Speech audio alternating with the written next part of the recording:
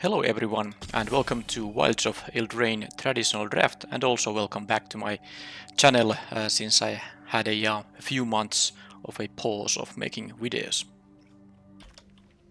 Okay, so I have had a few drafts of this format, maybe like 6 or so. So I am not completely new to this format despite this being the first video on my channel. I'm still definitely not very familiar with it. It takes usually at least 10 to 20 drafts for me to actually start to kind of get what works in the format and what doesn't. Intruder alarm from the special enchantment sheet, totally unplayable. I don't know if there's some combo in this format that you can utilize, but this effect being symmetric makes it very hard to utilize in a reasonable way. Now, Torch the Tower is just a very decent common. The exiling part makes a lot of sense for many cards in this format. But then again, there's a Tangled Colony. It's the regular rare in this pack. Can't block. When it dies, create rats equal to the amount of damage dealt to it. And yeah, I think, let's try these rares. I guess the Solitary Sanctuary is something that would be nice to sometimes pick up early, because I don't think the blue-white tap and keep them down archetype is that good, but if you get a few of those strong uncommon payoffs, that might be a decent archetype, because that often is open. You get stuff like the Rhyme for Reindeer quite late, because it's not a very good card if you can't heavily synergize with it. But yeah, let's take the Tangled Colony, which is not a bomb rare, obviously, it can't even block, but a 2-mana 3/2 is slightly above average as an attacker, and of course this will most of the time make a few rats when it dies. Unless it gets removed by non-damage based removal. Okay, Woodland Acolyte. Spreading Seas is really nice, because sometimes you just randomly screw their mana, and you can use this for bargain. This is the uncolored pick. I could also take the Vermin. I think after taking the Rats, I'd take the Vermin. I think it's quite nice. It's nice to keep black after this. I am also not having time enough to discuss all the cards here. There were nice cards. For example, I do like the white thing that draws a card and has the green adventure. The 3-mana 2/2 draw a card is fairly decent even in modern limited, but now that I had the Tangled Colony, I have a real reason to go for some rat plays, and this is actually a nice payoff for that.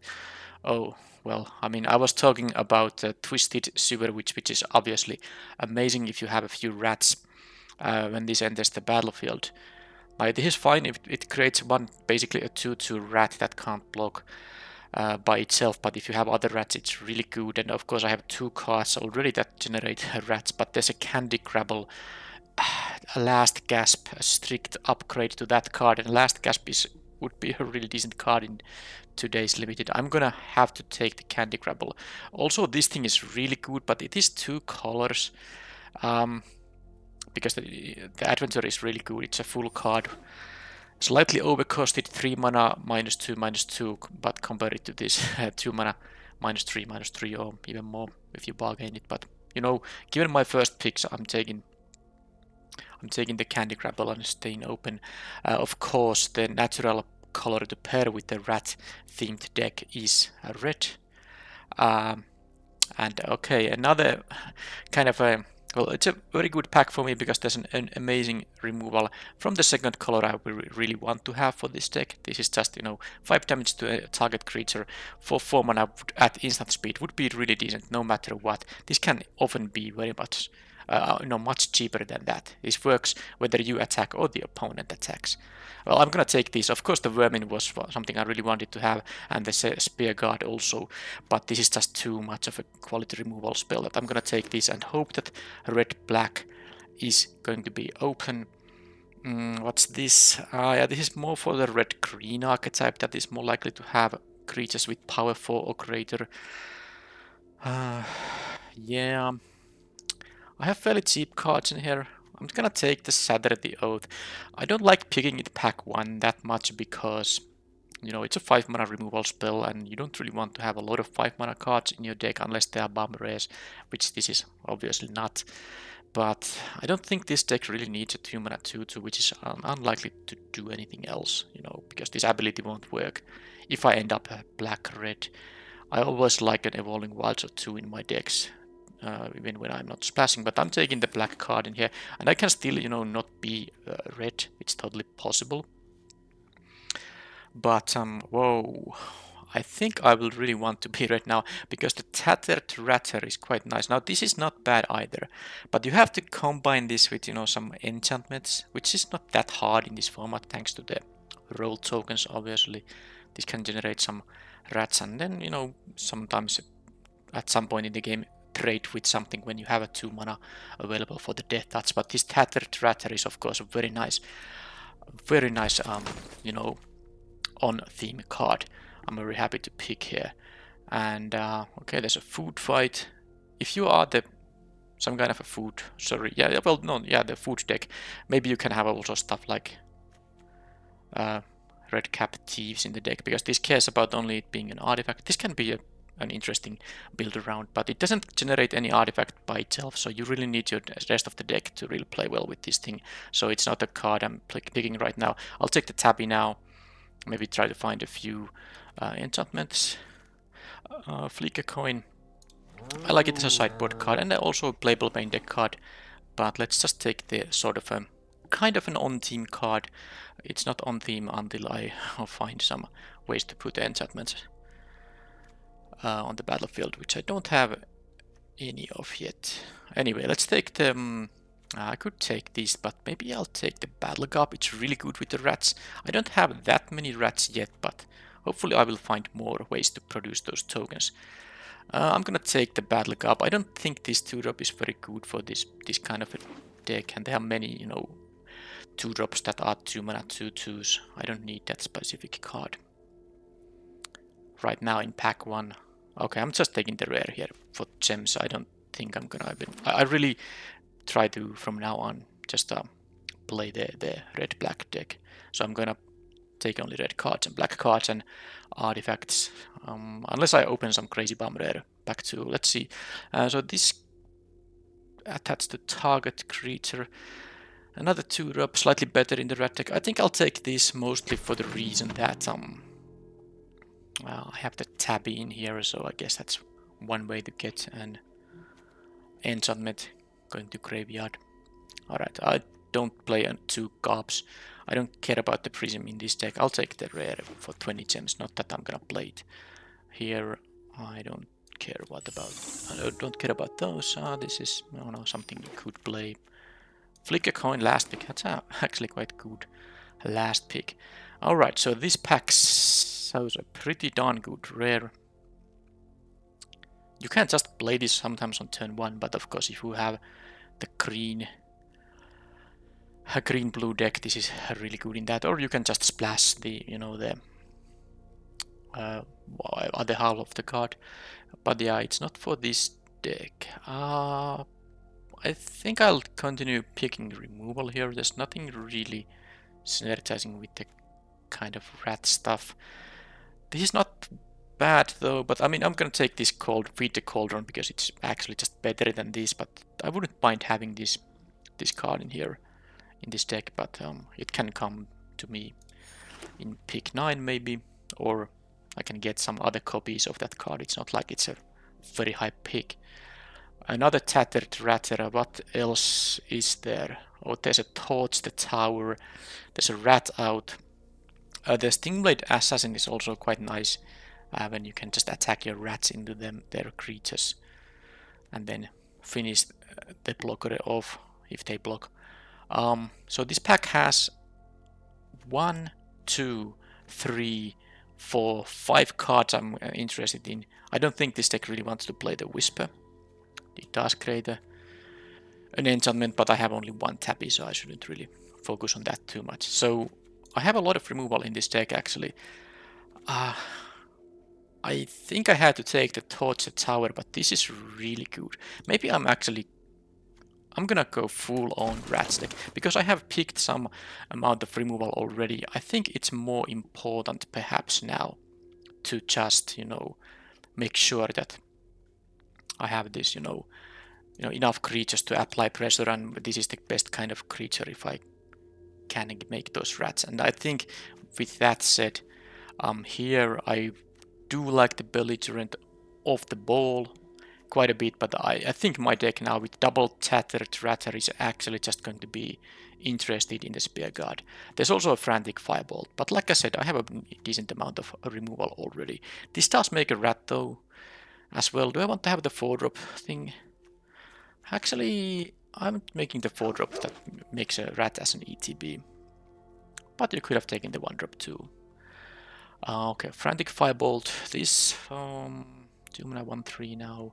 I think the Stingblade Assassin is now.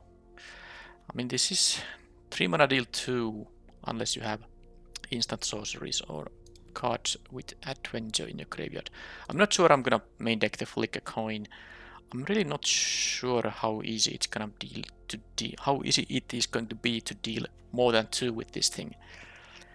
I actually think the Assassin here is gonna be better for the reasons I mentioned earlier. And this pack has another one of those things.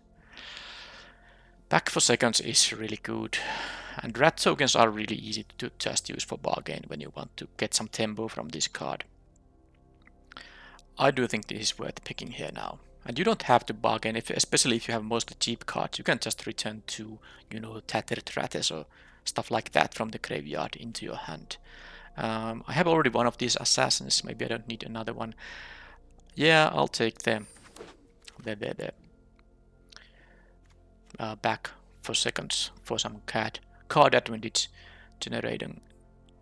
Yeah, not the kind of red and black cards I necessarily want here, because these are all like playable fine cards, but they are not really. I basically want to have anything that creates those rat tokens now. So I guess I'll just take the clumsy 4-drop. I guess I could have. I don't know which was better, the red one or this. This can be an actual 2-for-1. That red one is a better creature as a 4/3 reach that can draw you some cards. But this, you know, has a 2 mana adventure that gives you a card. Now I'm just taking the Ratter here. What else? Another Tabby. But I don't think the Tabby is that easily gonna get me more cards because I don't have very many things that create enchantments. I have some. The Tutelage is a bit too risky. You don't wanna hit. I mean, you can hit just a 4-drop or a 5-drop and you're gonna lose because of that. I'll take this thing, which is fine, I guess. Okay, not dead after all. Just taking that, the uncolored pick, and sadly, yeah, I'm gonna take the assassin here, but I think I need some cheap cards, and I'm going to have to start picking some, you know, cheap 2-drops, even if they are not really on theme. But I'm very happy to have the Spear Guard here. That is really good late pickup in here. Just take the uncommon, and I got the random 2-drop that I can play if I need that for curve reasons. This is of course 23 cards already before going to back 3, but I do want to improve the quality of this deck for sure. Alright, well now I'm gonna take it towards the tower, because I think I took one of the tattered ratters over towards the tower in the previous pack. Now it's time to actually take the very good burn spell. Better than the fencing. This would be better if you can guarantee the fairies, but I have like 2 and I'm not sure if I'm gonna even play 2 of them. I might, but easy pick here. Also a very good green card for the green drafter here. So I'm going to start cutting cards. I don't know yet, by the way, if I'm gonna be 16 or 17 land deck. Well, we'll see. Is it time to take this Tabby thing? There is a raid bombardment, which, I mean, if I just had a few more rat generating cards, I would consider playing this card. But I'm not sure if I want to go there. I don't exactly recall how many enchantments I have in here. I don't have time to check. I don't think this deck is really for the Dream Spoilers, so... And I don't like the Firebolt either. I'll take the Tabby now. What's this thing? What? That's a really good one, isn't it? Let's first see what else is here. Nothing I'm particularly interested in. So, well, this is just a mythic rare. I'm all still, trying to complete sets by drafting. But this is a 2 mana deal 2 to any target. Okay, yeah, this enchantment part isn't actually that good. Yeah, this cycle has some real bombs, but this is not a real bomb. Non-combat damage to an opponent.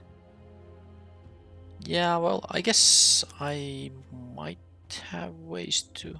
No, it's just a 2 mana deal too. I'm gonna take it. It's still, a 2 mana shock. It's a mythic rare from my collection.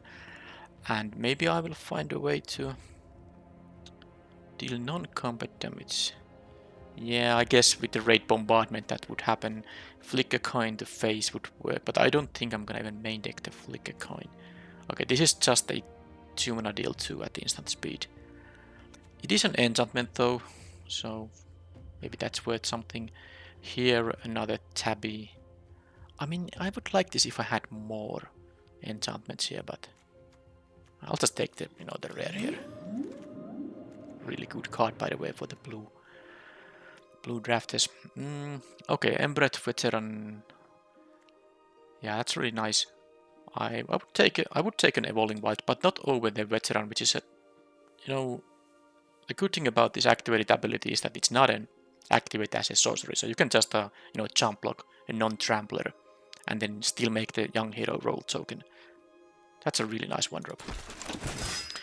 And what do we have here? Vampiric Rites wouldn't be the worst here, given that I have some things I can easily eat, but there's also another Witch Stalker Frenzy. Alright, well, I'm taking that. I have a lot of cuts to make, but let's see what they will be. What's this?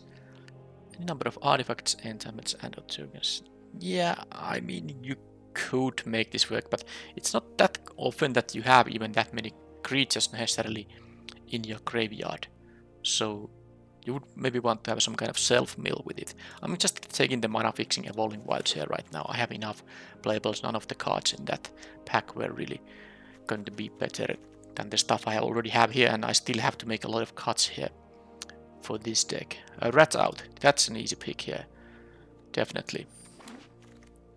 And I can just take the Sugar Rush. Probably won't have room for the main deck, in the main deck for this card though.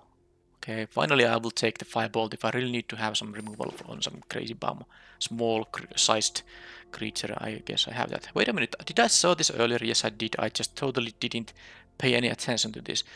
What did I pick over this? I don't know, but this was definitely the card I wanted to have for this deck. I actually don't recall seeing this.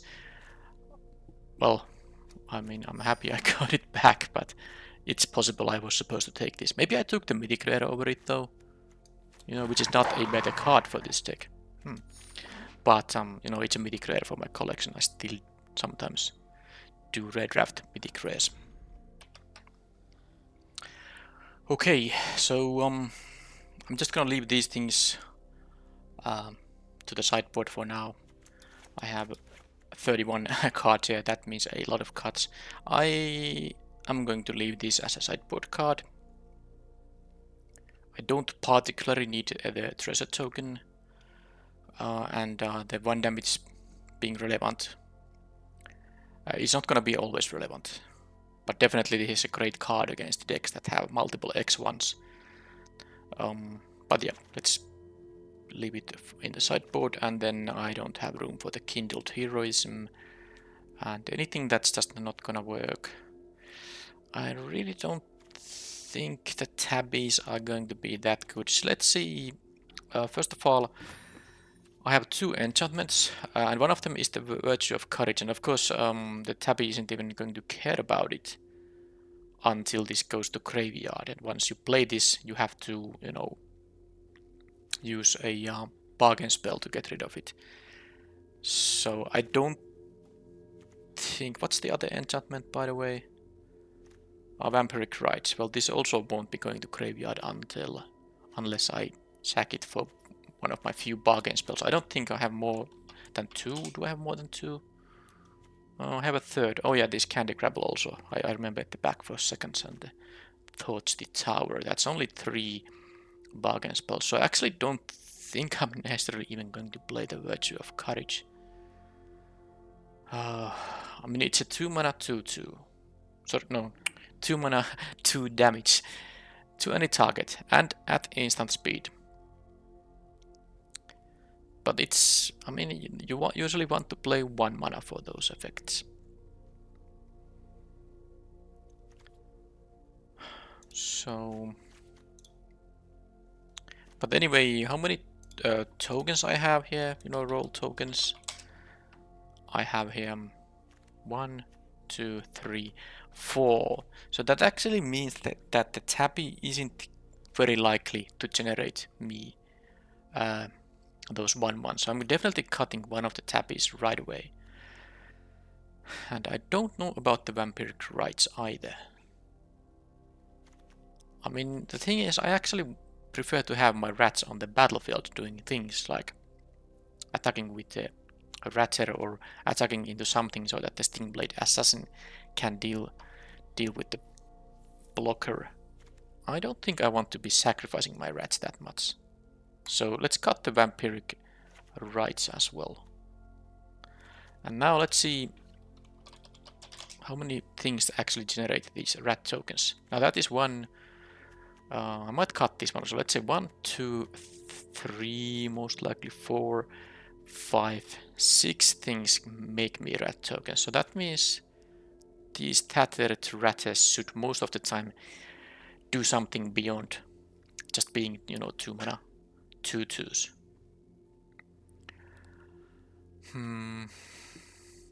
Now it's important to notice that this doesn't make them into a 3-power attackers. The opponent can just choose to not block the rats, but it's still nice to have these, you know, rats that the opponent doesn't want to block to deal additional damage.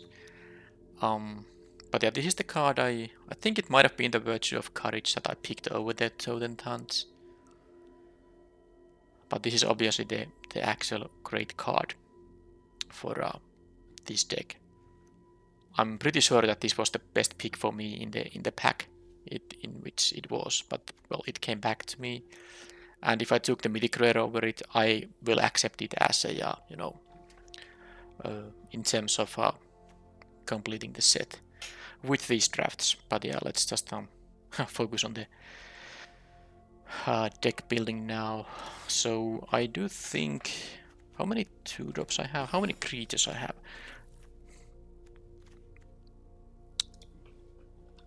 Okay, so let's see. Actually, I should go here. So minus type creature. This shows me my non-creatures. How many removal spells do I have if I play all of these? That's 1. Well, I don't think I'm gonna count these as removal. It's just -1/-1. It's like a combination of a small creature removal and a little trick. You can attack your 2/2 into there, 2/3, and then you win the combat thanks to this card.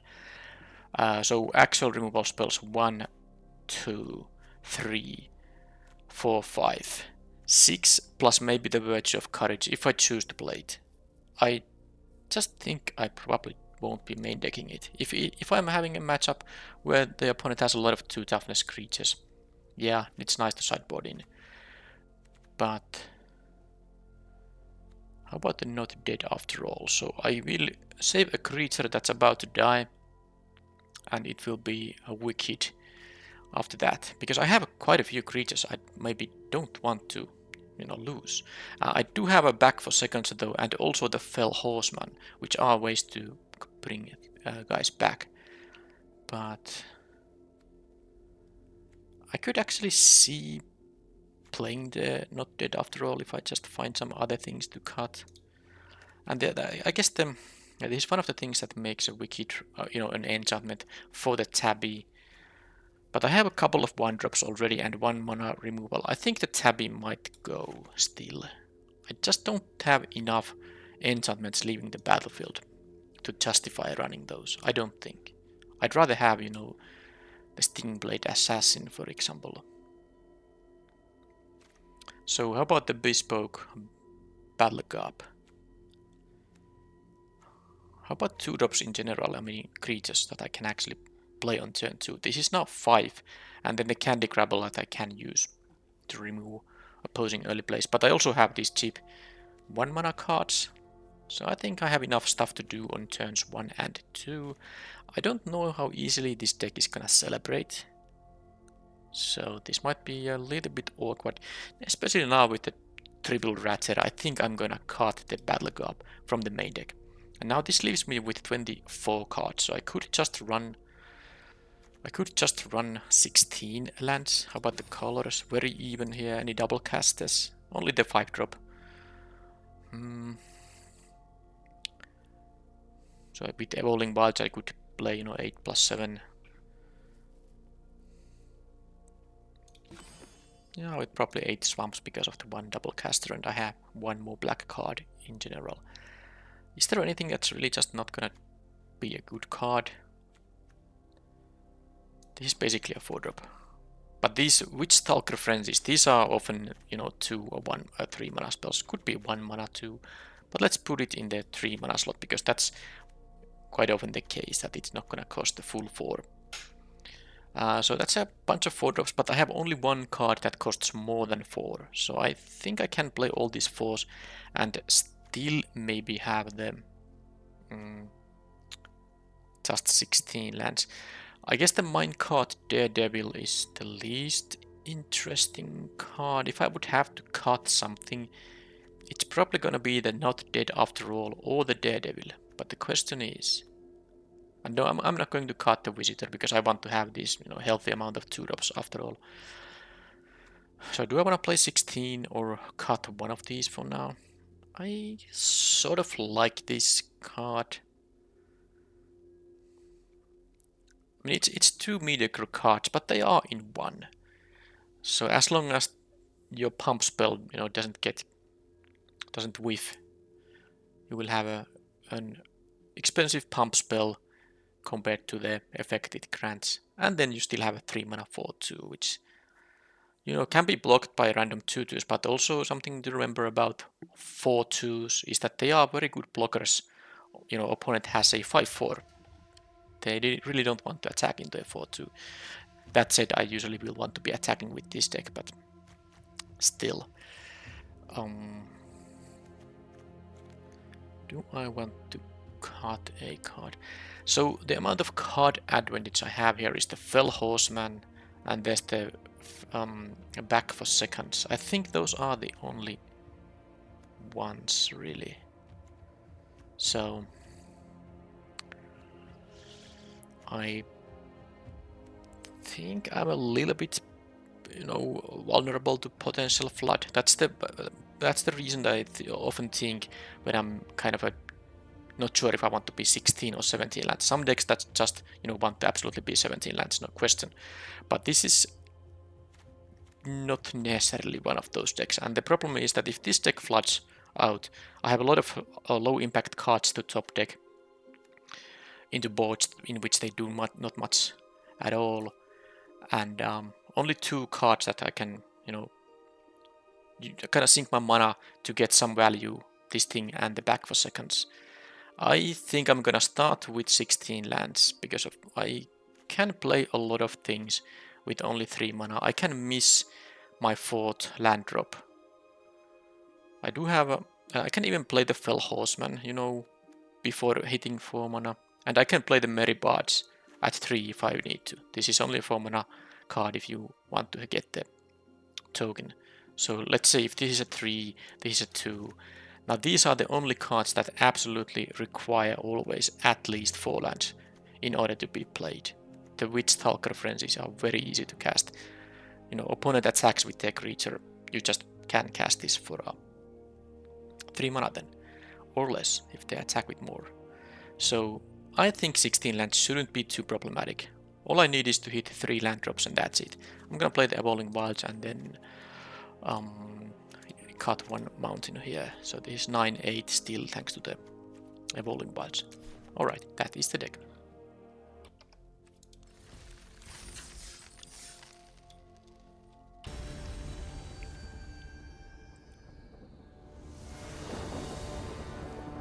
Okay, definitely a deck that can benefit a lot from being on the play.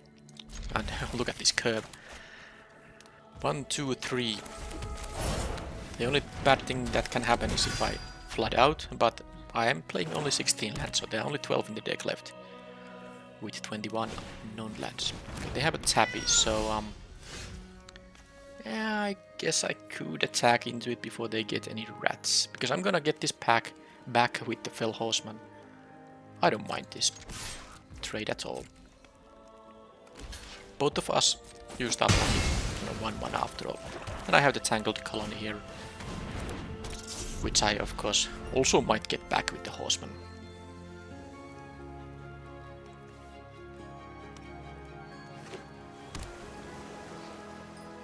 Okay, blue-black.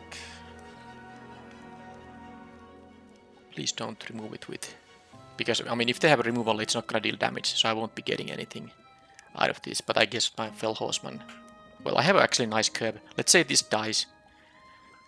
Well, they could also have the removal that, you know, taps it down, locks it down. Now it has a curse token. Well, that doesn't remove the ability from it. But yeah, I have a good, you know, curve here, because, I mean, if this would die, which is probably it won't be doing now, but if it would, I can just, you know, use the Deathly Ride and you know, get it back on the battlefield with the 4 mana I have available. But obviously that's not what's going to happen right now. So I mean, if I attack with everything, they just eat the vermin here.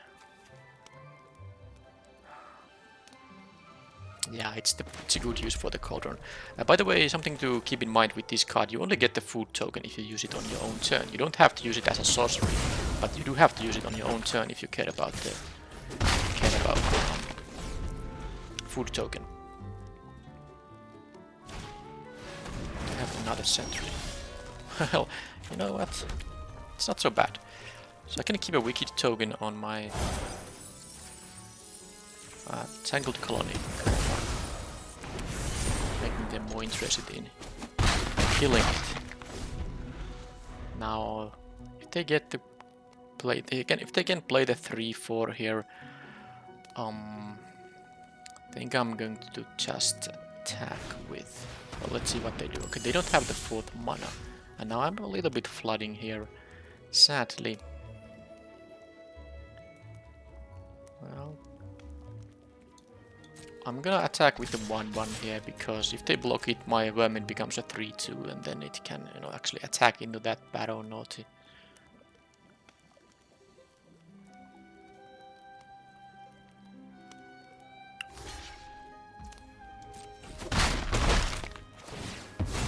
They might have a discard effect, so I'm going to... There's the uncommon fairy that makes one discard a card.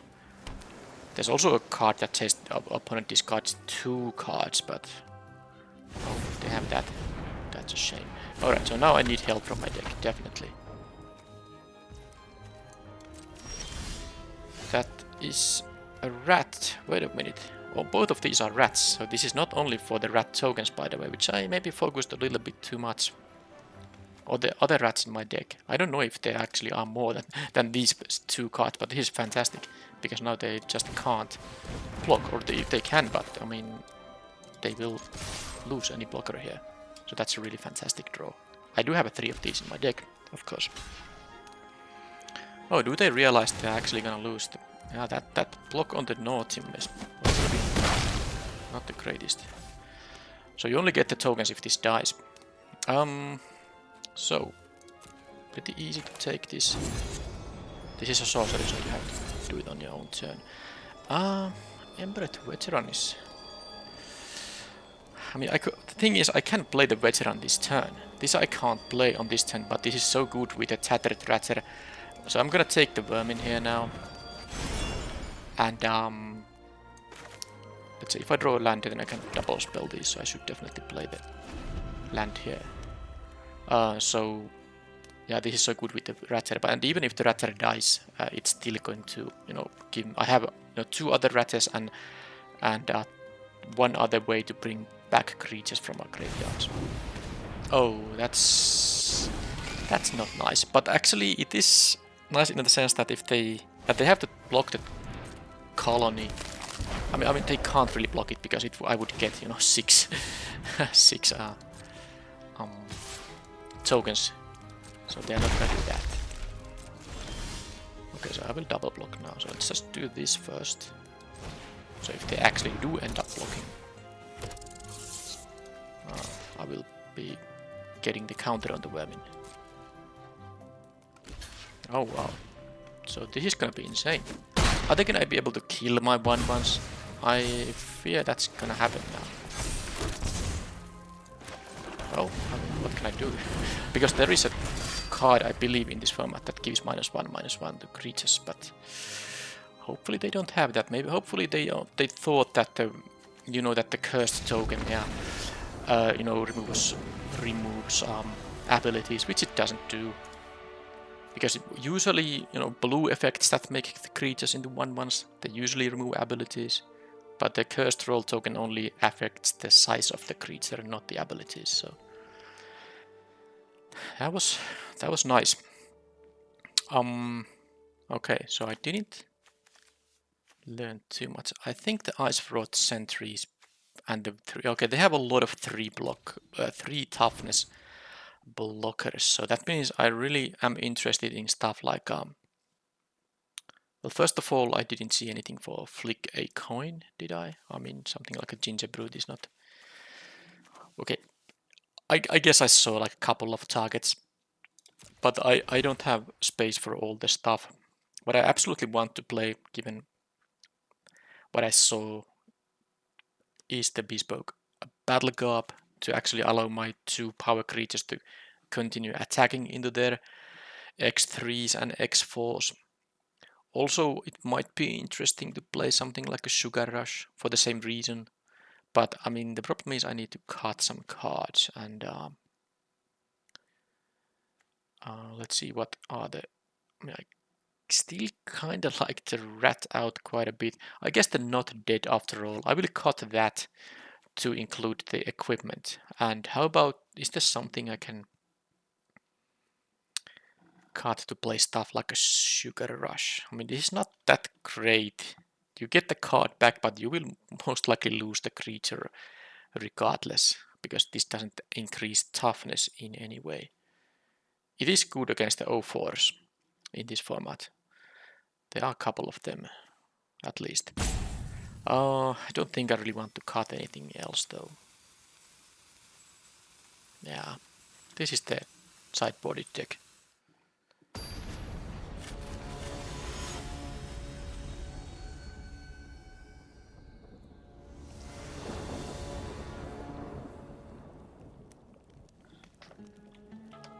Alright, so again, a decent hand, a couple of 1 mana spells I can cast, mana works, and removal spell, and this thing. So let's see, if they have a 2-drop, this is just gonna trade, which is fine if this my 1-drop. If my 1-drop trades with their 2-drop, that's fine.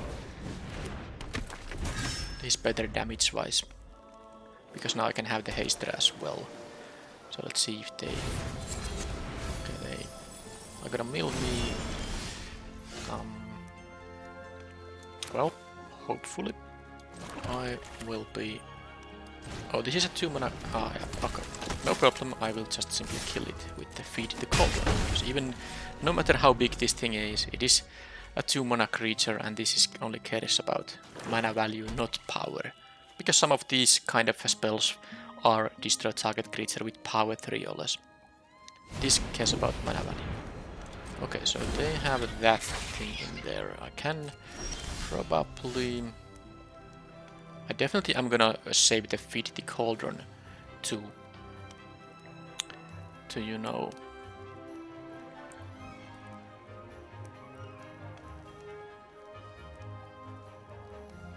You know, to kill this Summon of Fates, how do you say it?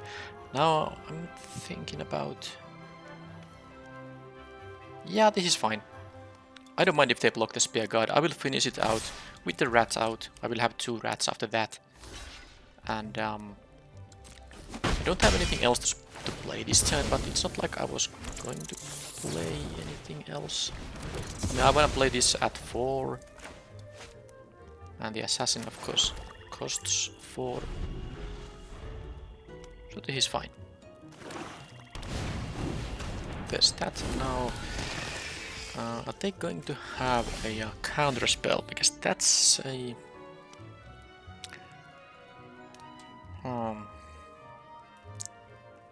that's the question. Because of course the format has a 2-mana counter. So... I think I can throw away 1 rat here. I'd like to play the assassin here. That's also, you know, more efficient mana usage. So what I'm gonna do here is I'm gonna attack with these guys, and if they don't block, then I probably will just and I know I could have played the Ratsy here, but then they just don't block, and then I have played a 2-mana spell with no use for the rest of the 2 mana. So now I just hope that they don't have a counter spell on this thing, and they don't. This dies. Now I still have to feed the cauldron. I'm sure they are gonna have cheap cards, you know, up to 3 mana value cards. Creatures still here.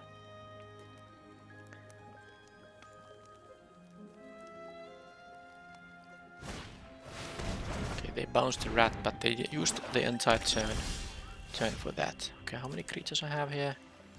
1. Oh, they milled me, so I have 2 actually here. But other assassin got milled. Now I did not draw a land, so let's just play this. A young hero to target creature you control. Well, it is going to be the Emperor Veteran, I believe, because the assassin is valuable by itself. And if I can untap with the Veteran, then I can just maybe save 1 mana, so once this is gonna be killed, I can still sack it and give someone else the young hero token. But of course they just have to have some answer on the assassin here, because it's 3 power in the air and they are at 8 life. So... we'll see. Hopefully they don't have a crazy bomb, because I think they need some pretty good plays here in order to stabilize. And I still have, you know, stuff here left. It's not like I'm out of gas at all. No, I'm not at all out of gas. Basically what I have here is a lethal attack, and I can remove a small blocker. Okay, well that's a little annoying, because that actually is gonna trade with the assassin, but I suppose I'll just neither of these is a rat, so yep, I will use this now just to you know. This is not sacking. This isn't gonna be a lethal. They would be at 1, so I think now they need some pretty crazy stuff. I mean, all of my creatures are lethal, so yep. I did have fun. Basically, there was no mana issues, no RNG issues at all. Opponent didn't get any bombs or anything. I had perfect curves in pretty much both of the games, so that was like the ideal stuff.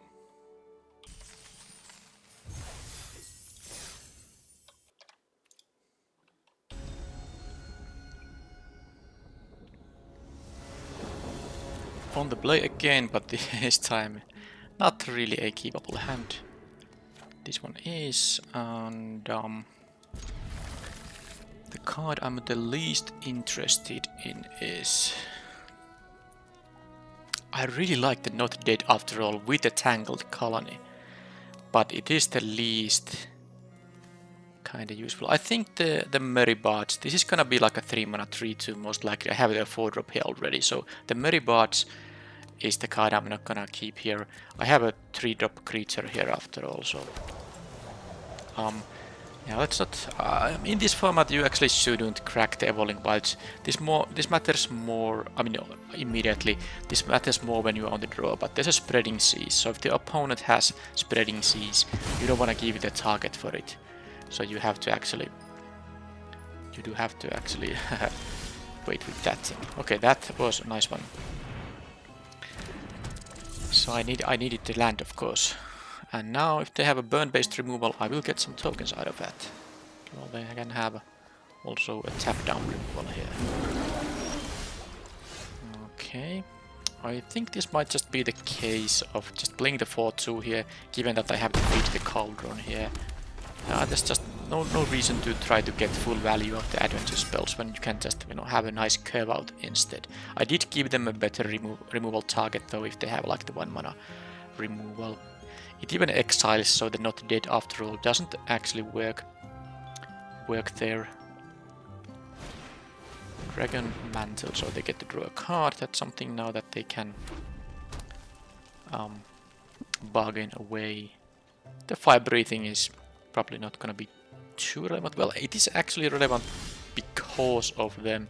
You know, they can block these guys, but if they use 1 red mana for that, because of course I can just immediately play the Feed the Cauldron, but they might have the counter spell.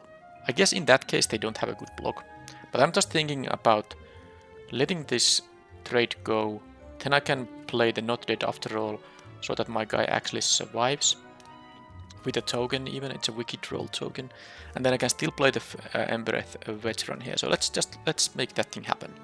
I'm pretty sure they're gonna play the Daredevil, block the Daredevil pump, and then I hope there's nothing that with 1 blue that they can use to punish. Hopefully not. So now it's a 2-3, and now I can. This guy is gonna come back as a 5-3. And I can still play the Veteran. Look at the board state here, by the way. I have 10 power of creatures against the 14 life. I have removal unless they play a 4-drop. And if they play a 4-drop creature, if I draw a land, the Assassin will still be amazing. And the 5-3 is something that's... they won't play a 4-drop, that's not gonna... I mean, it's gonna at least trade with the Daredevil.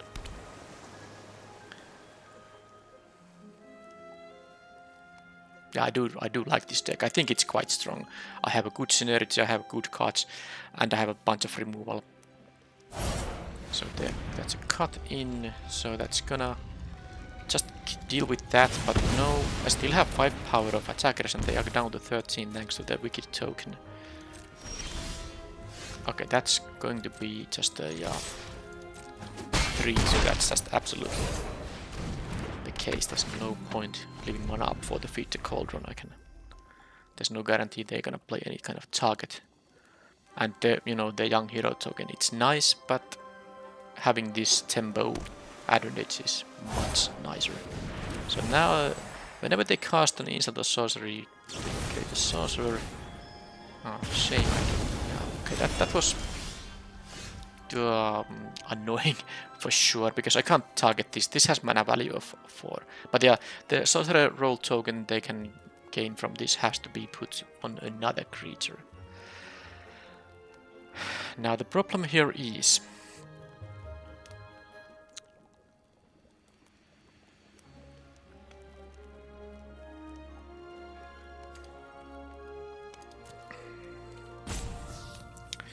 there is a problem here, and it's that I didn't draw the land, because if I drew a land this would be just a perfect turn, just attack and play the assassin, finishing off the spellcaster. But now I have some options here, because I can't just attack with both, they go down to 5, eat the bard. I could attack with just a colony, but I will only get 2 rats, it's not even that great now. I think I'm gonna just do this, just get back the veteran. I guess I could get the Daredevil too. Well, I'm gonna just add to the board instead, because I just hope to draw a land so I can use this Stingblade Assassin, and this way I can build up the board. This Feed the Cauldron can kill this thing. If they play it, they will have 3 other mana and 3 cards in hand. So now they are stabilizing, and the fact I didn't draw the land on the previous turn is a big issue, because imagine if I did. This wouldn't be here, I would have this Tangled Colony and the Assassin, and now I would just kill the Cauldron thing. Sorry, with the Cauldron thing and the Familiar. Okay, so I guess I'm gonna die to a counterspell, because I believe that's what's gonna happen here. Because I have to try the assassin here. I don't know why did I play the land before combat. Now they actually know it's a potential play here for me. I could just do this post combat. Yeah, the problem is if they have a counter spell, this is gonna be nasty. They can eat the veteran if they want to. They can also eat the colonel if they want to. So now... Well, let's see if they try to do something here before damage. Well, they didn't. Okay, so they want to block it like that. Sure, that doesn't happen. Now, counterspell, and I'm in a bad shape. Yep. Okay. I'm in a bad shape now. Because I would have been in an excellent shape if they didn't have it. If they didn't have it, I would have been in an excellent shape. Now the game is of course not over there at 5. I can still draw. I have removal that can deal with the annoying 2-4. I can get one of my 3 things that make this into a 5-2 when they block it. But definitely this is not great right now. More counterspells. Well, I guess don't mind if they... Okay, no card draw either, yeah, because that is the important part. I don't want them to draw cards now. We are kind of on parity in terms of cards. Of course not in terms of life totals. I'm very much ahead there. But... Okay, so this thing says...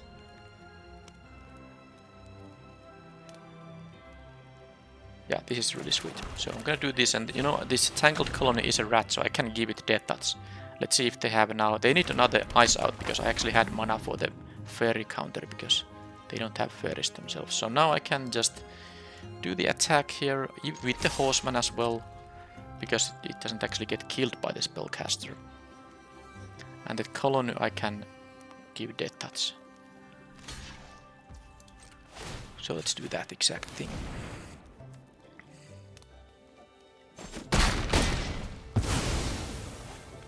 Well, I'm gonna get 3 new rats, and I think this is pretty much game unless they have something very, very strong.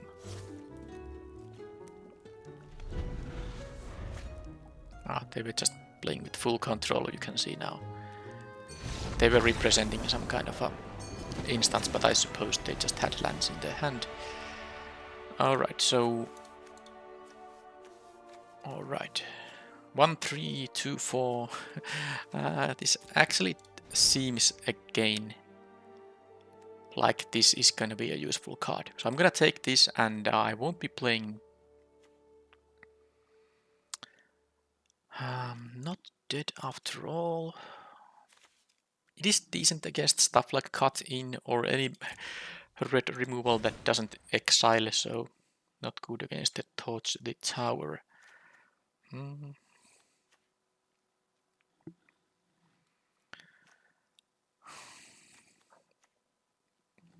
Yeah, I guess the Merry Bards again is the least impactful one. I'm gonna cut that to have the equipment. And I don't think the the shock, the 2-mana shock, the Mythic Rare enchantment is good enough. I mean, I saw a 2-4, I saw a 1-3. I did saw the 2-2 flyer, of course, but it's not so easy to kill with the 2 damage spell, because they can respond with by pumping it by playing any instant or sorcery. Well, not sorcery in the response, but I didn't see enough targets for the deal 2 damage to any target. Okay, that's game 2. Let's see if I have to mulligan this time. Well, I did win the game 2 in the previous match despite mulliganing, and well, I do have to mulligan here. I have seen the Tangled Colony quite a few times though. Alright, that's a fine hand. 1-drop. No, it's not a 1-drop unless I draw the mountain. It's still good to have it. Although the Fell Horseman is going to be rather useful as well. I'm almost tempted to actually just cut a swamp in here. Yeah, I mean, that will delay the ability to play the Stingblade Assassin, but I don't think there's any rush to do that. I'll just have all the cards in here. Oh, that card is also in the deck. Now it's very important to not use the crack this, because imagine if they have a spreading seas. I get my mountain. First of all, they can play it, because now they can't actually play a spreading seas. It could be their only 2-drop. But they also would, you know, make my land not produce red, which I actually need, absolutely need here. Alright, that was a good draw. So now I can just play the Ratsy. Counterspell. Don't care if they have it, because I have, you know, the Fell Horseman here to bring this guy back when I need it. If I have some rats to threaten attacks. Okay, this is a hasty guy, so let's just do this, and now I can leave mana up for the Candy Grabble.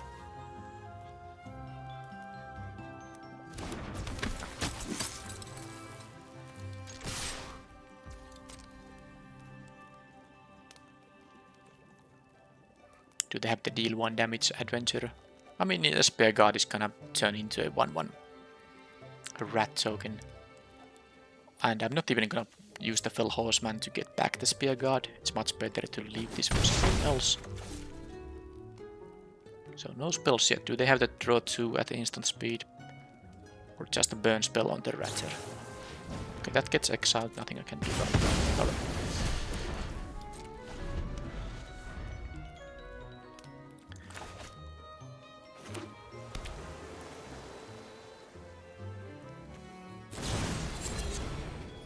Okay, that's a rat now. And I think I'll just... Oh, they are not even gonna cast the thing. Alright, sure. That's gonna have to mean that they have a counter spell. Well, let them counter this. I'll still play this pre-combat because, you know, if they have some flash thing and this would die in combat, the Vermin would get the counter.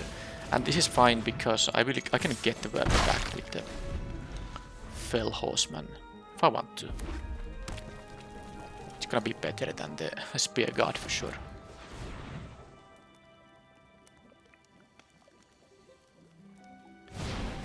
Now they have the Familiar with 2 mana still.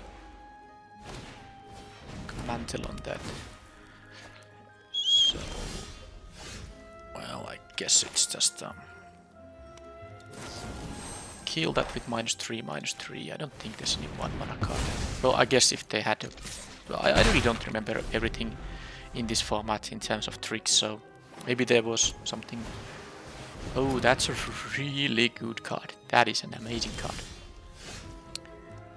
Well, let's see if they're gonna tap my thing here. I got my Tangled Colony.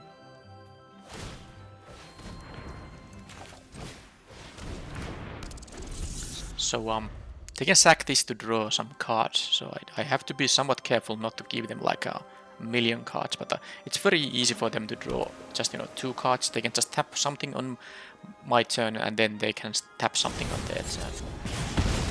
Okay, more of those. Their deck is quite good, by the way.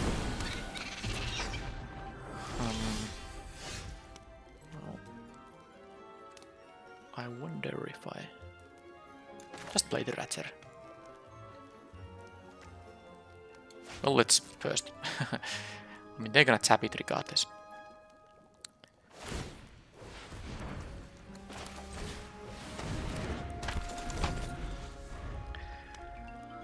So, sleight of hand. Yeah, they can easily draw 2 as long as I have 2 creatures. But if I have more creatures than that and I attack with them myself, they can draw like 3-4 cards from this thing, and that's something I don't want to happen. Okay, they're down to 1 card in hand. I still don't get them.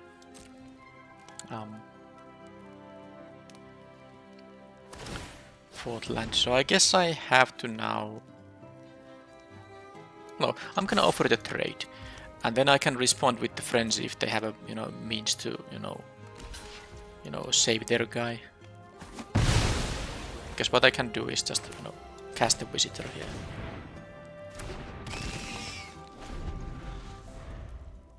And I still have the Fell Horseman, which can get me back, you know, some of these things. They are flooding out, so they might actually at some point, if they would have 2 lands in their hand, they might be willing to just cast this for a card. Alright, so I'm gonna play this now because that allows me to play around maybe something.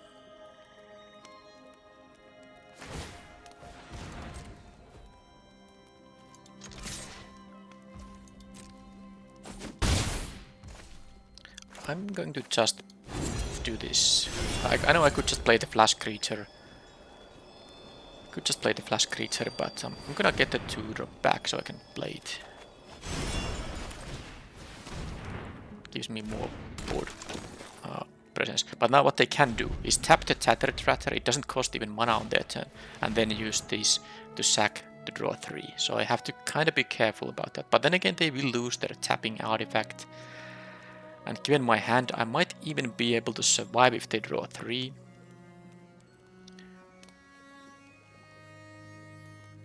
But yeah, they are gonna draw a lot of cards because I do want to deal damage to them. And they are... Okay, that thing is actually very good against the Stingblade Assassin.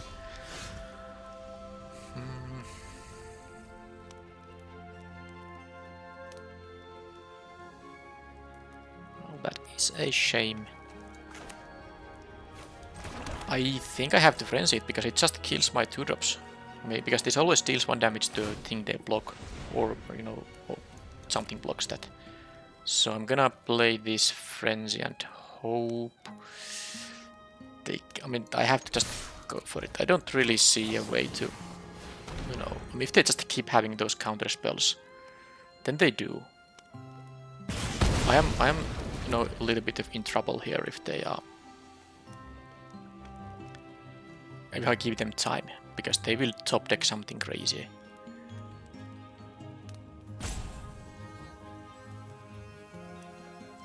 I don't have mana to play anything this turn, but I suppose that means they can at most draw 3 cards with this thing. They're thinking about something though. They can just crack this for cards, you know, at the end of my turn. And it's time for them to draw 3. So I consider that, you know, acceptable, because 2 is easy to draw with this thing always. Now they drew 3 and I still have this Stingblade Assassins. And as long as as these get to resolve, they will be quite strong. And the Tangled Colony will attack for 3, and if it's blocked it will deal 5 thanks to the Tattered Ratter. Now they easily can have a bunch of removal in there.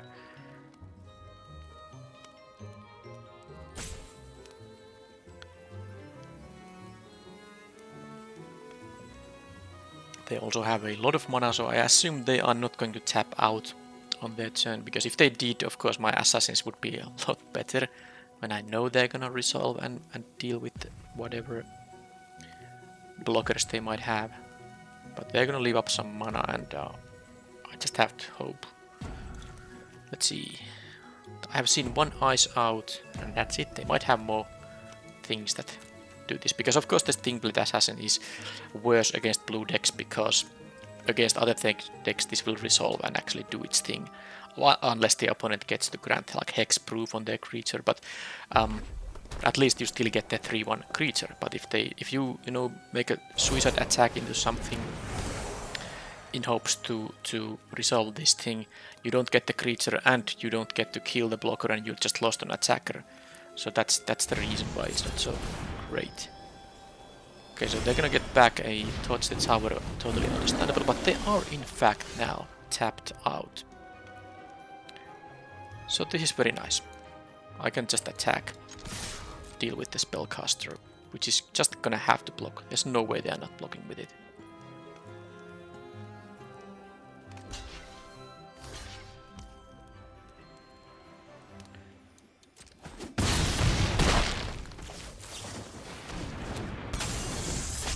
And this Edgewall pack was a decent one, because it has Menace, and they are at 6, and blue-red doesn't gain much life unless they have the artifact, the food artifact that gains life.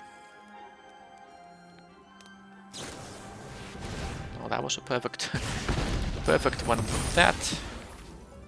They get to draw a card and that gives them a treasure, so they still have about 7 mana left and 3 cards.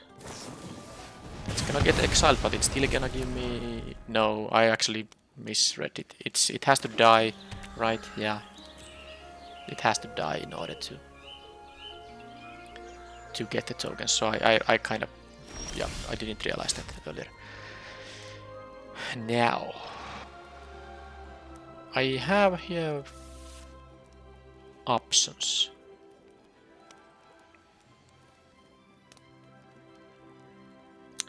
And I'm gonna... Because this is gonna get, you know... This is gonna become a 3-3. But... I can still use the assassin. And even if they, you know... deal with the assassin, I can still finish off this alchemist with the Frost Tower. And now they didn't have that. So if they, you know, again counter this thing, then I will still get to kill this with the torch.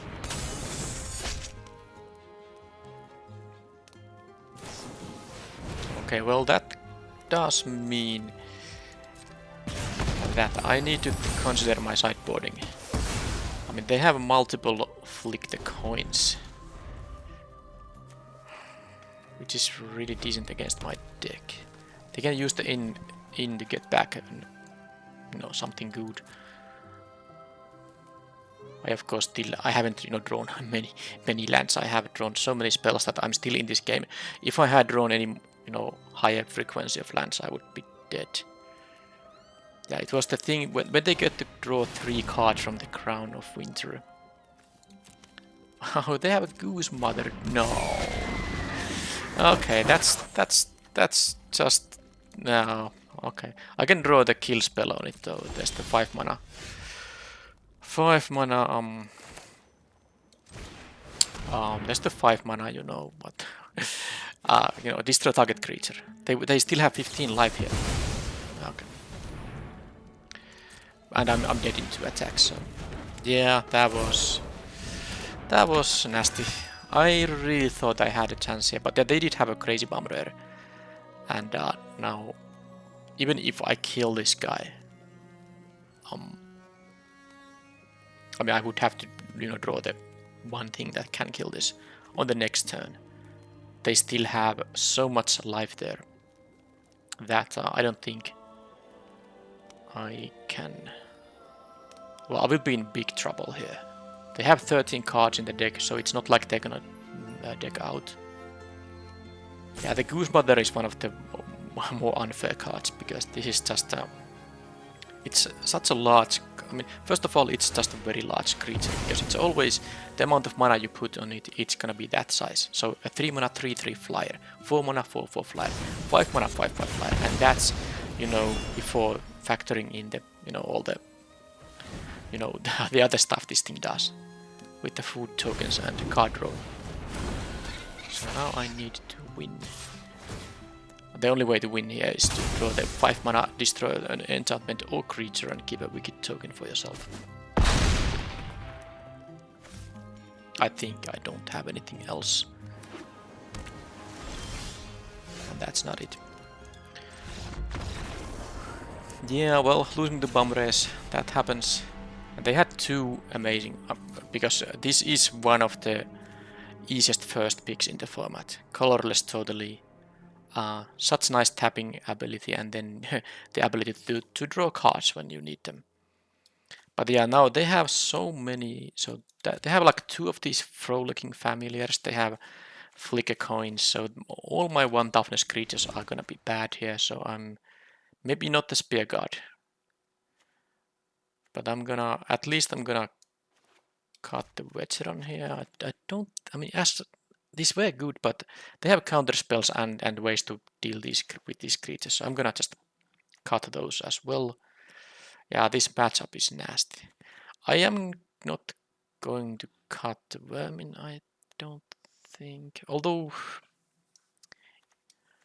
maybe I do have to do even that.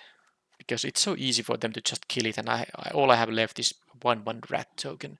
It's not worth it. I'm gonna first do a lot of cuts and see if I can replace these cards, because it's possible I have to, you know, still play with some of them. So if I do also this, now the only 1 toughness creatures in my deck are the rat tokens, which are kind of free. How many creatures that is? Only 9. So do I have creatures that actually I can play this guy? And is there anything else? Not really. I can play this maybe to deal with the 2/2 flyers, which are annoying. Flicker coin. This can... that can deal some damage for sure. But I need some creatures to win the game, so that is a problem, that I don't have them. Yeah, I would need some random creatures here. Alright, so I don't think I really can... I need to do some decisions now. I'm gonna play one of these and maybe the vermin. Alright, this is it. I don't think I'm a very... I mean, unless the opponent has like a bad draw. It seems like their deck is so well suited against me. I did win the first game, but okay, at least I don't have to mulligan here. I guess I can use the not dead after all on the vermin. But I don't really want to play this on turn 3. I need to draw another swamp, so I can use this when they try to kill it.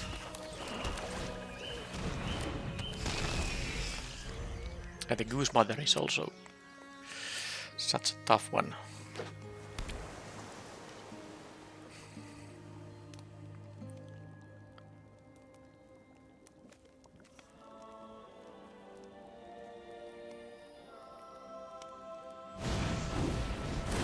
Okay, they choose to actually play that thing.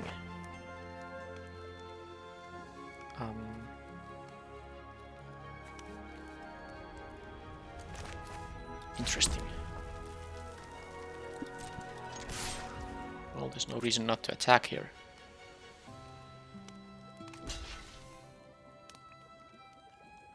And yeah, I'm not playing the vermin. I'm gonna have to wait until I get a swamp. Because I have also this thing I can play.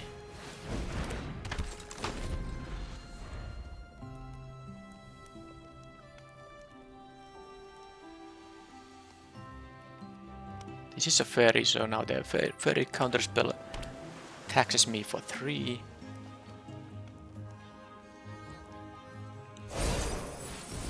Which is mark on that thing. So now they have wicked. It's a 2/4 now, and it has vigilance. Okay, now I do understand why they wanted to play it. Okay, but I can. Well, let's see. Slate of hand. Okay, this is good. Now they basically can't block, or my Candy Grabble is gonna do some work.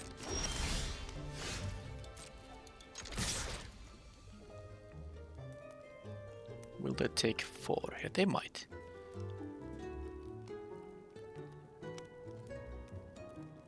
I'll just play the Tangled Colony if they don't block.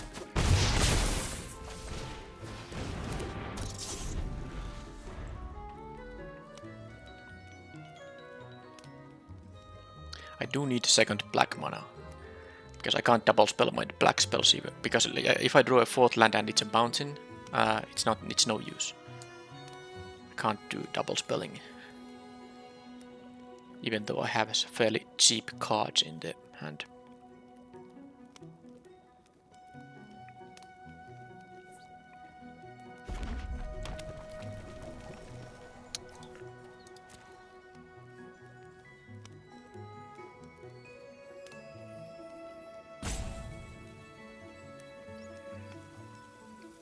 Yeah, the problem is the counter spells, because attacking into that thing when they have mana up is just I mean, it's basically gonna make me lose a creature if they can counter it. But now that was a little different. Okay. Yeah, they're gonna tap the colony for sure. And again, they will lose their creature if they don't block. I mean, if they block. And they lose 4 life if they don't block. Now, the Torch the Tower is good, but I just really prefer them to... Yeah, I mean, I would have preferred the Swamp, I guess. But now this is good. This thing is going to get -3, -3. And I won't lose anything when they are down to 12.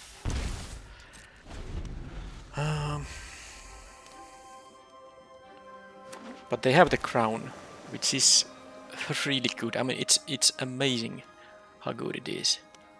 They could just draw 3 cards with it if they really wanted to. I don't think it's really what they want to do with their mana this turn. And it's not like they can't draw a lot of cards with it later on.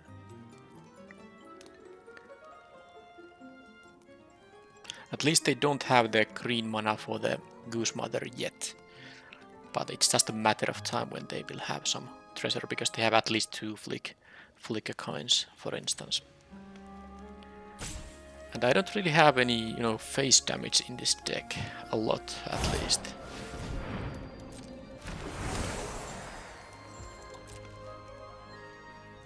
Okay, that is still doable. Yeah, so now what I'm gonna do is I'm going to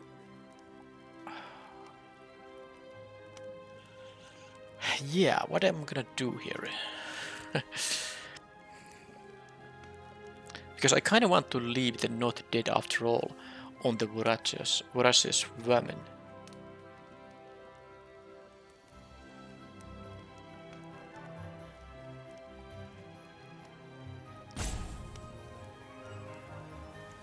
Well, let's first go to combat. I mean, they are not going to not use the thing they have there.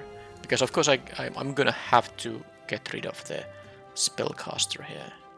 I don't want them to have a 2/4 that gives them sorcerer roll tokens. But the actual question here is, just gonna do this right away, is that am I gonna use not dead after all on the wicked visitor? Or just play the vermin and hope they can just kill the vermin so easily. And now I even have the swamp to play the vermin and then, have the not dead after all as well. But if I use this now, it's just it's really tough actually. It is really tough. Do I have to hope they don't have the 1 mana? I mean, if they have a flick the coin, that's 3 mana.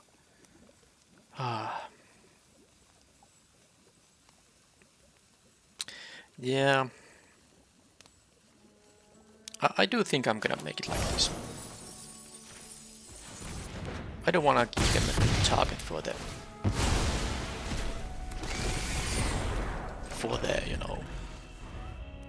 ping effect. Now they have to actually deal with this board at least.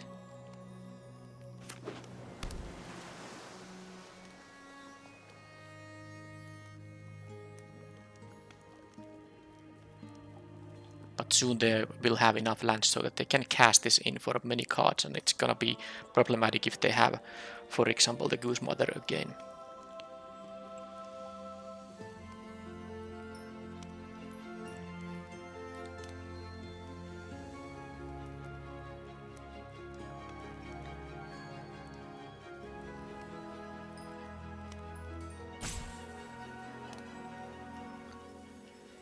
Yeah, they haven't run out of cards, and they have also the Edge Walling to get back something that is...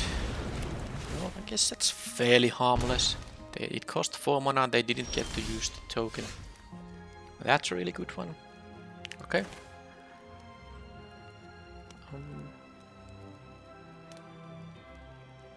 There's no reason to play this pre-combat. They're just gonna tap down the colony and not... I mean, they can kill this with an exiling spell, and that would say that my Totem Tongues isn't going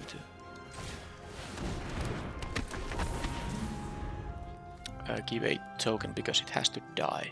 Going to exile does not help. Plus, well, any other non-token creature I control dies. Yep.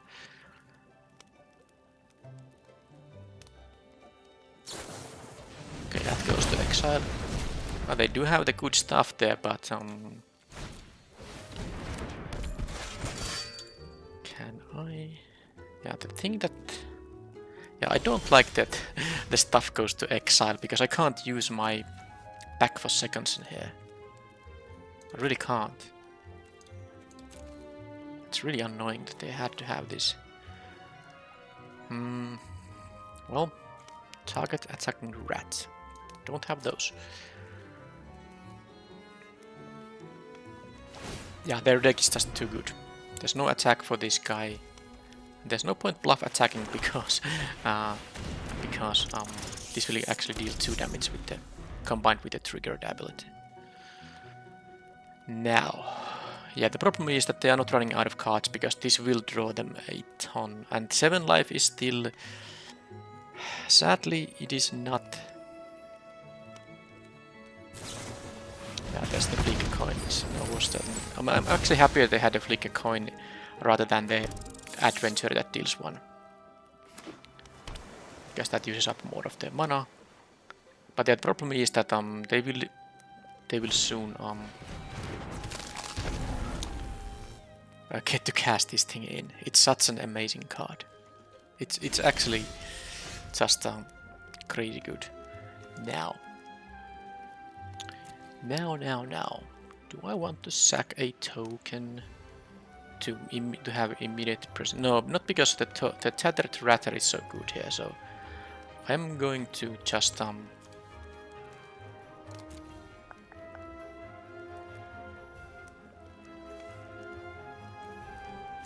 I'm gonna do this without bargain. Please don't counter that spell. Okay, at least not with the 3 mana counter. They can still have the fairy counter. But regardless, I'm gonna do this and see if they have it or not. They did not, because I wanna play this before my creatures die, obviously. Now I can attack with Ratsy, and as long as they can't kill the Tattered Ratter, No, actually that's not exactly true. Because this will just kill my 1 toughness creatures without getting any damage. So... I mean, that allows me to grow the vermin, so there is that.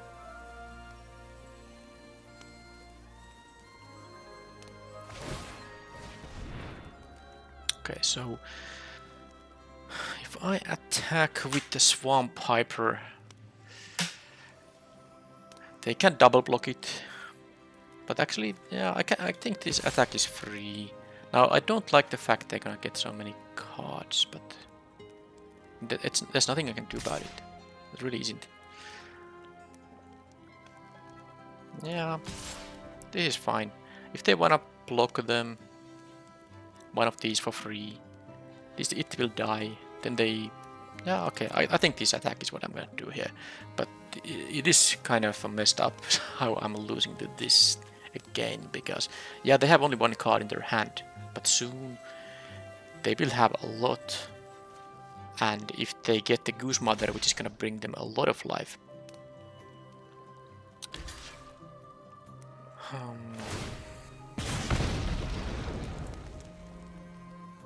They chose to do that. Okay, I'm fine with that. They didn't get, you know,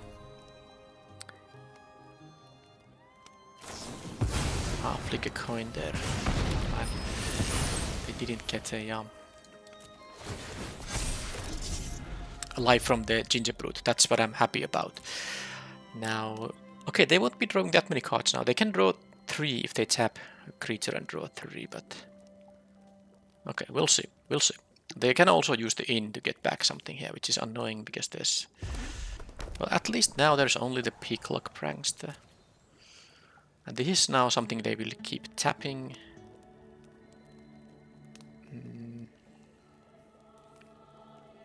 Yeah, the Crown of Winter, such a tough one to beat.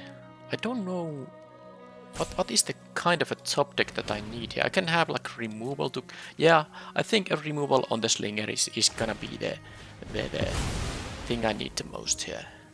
That's just how it goes, because they can, yeah, this Slinger is such an efficient. Yeah, and now they're gonna get also the Prankster, although the Prankster isn't such a good one to block these ones as long as I have the Ratter. In here it's just gonna trade, but the Slinger will eat one of these for free every turn and they can keep tapping the vermin. Okay, they chose not to show what they get, because of course they will have to show what they get. So they wanna, because they could have used this ability. Well, anyway, let's just let's do this first. I'd rather this resolve if they have the fairy counterspell. So now I can actually give a counter to Mary, to this thing, young hero. Yep. I think it's better than the Ratsy, yep. Okay, and now I should play this thing. Just in case if I... because now... Okay. So I wonder what's their plan.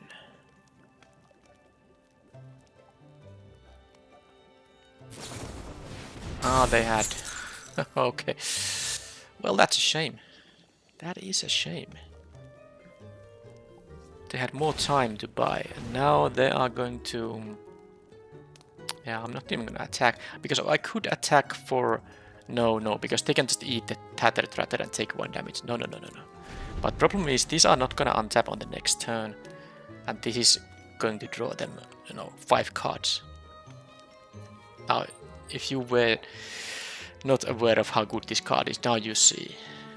It's just, I mean, even if you never got to draw the cards out of this thing, it's just a very efficient tapper. Better than an Icy Manipulator, can't tap, of course, lands, but... Okay, I don't see a Goose Mother here, which is bad thing, because that means they can still draw it. And once they draw a Goose Mother, game is over. Unless I have my 5, mana removal spell on that thing, which is exactly that card. But they do have to now use the treasure if they want to attack, tap something here. I mean, I can't actually wait for a Goose Mother here. It's just not gonna happen. This gets that, and Wicked Token on which of these things? Guess it's gonna be here. Pretty good with the Tattered Ratter.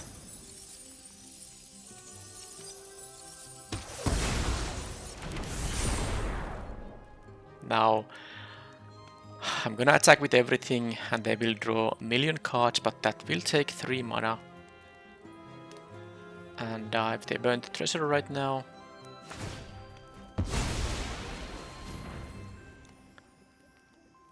So they can block 2 of these. So they will take 1 and 2. They will go to... And I won't lose anything. So yeah, they can draw so many cards now that it doesn't even matter.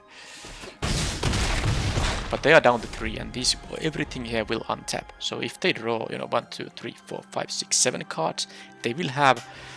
Well, they will draw a land, of course, so that means they will have only 5 mana left to deal with all of these. And remember, the Wicked Visitor says that when these roll tokens go to graveyard, they will lose life, and also the Wicked token says that. So they will actually have to kill the Visitor, but they have to kill pretty much everything here. Now, if they for some reason actually survive my next attack, they are gonna stabilize. But they don't have the green mana yet for Goose Mother. And even if they tap out for the Goose Mother, they won't be having the mana to use the food tokens, so unless they put less than maximum mana on it. But yeah, this is of course, I mean, unless they have like a mass removal effect, I don't think they are gonna win. Yeah, drawing the Satyr the Oath was really important there. Then again, my deck has a bunch of removal. I have drawn, what, 3 of them? Yeah, it's pretty much, the expected amount in top 17 cards, perhaps. So they are thinking what to do. Yeah, this is so tough, because the Wicked Visitor is surprisingly nasty currently. And of course the Tattered Ratter is just gonna... Yeah. It's going to be...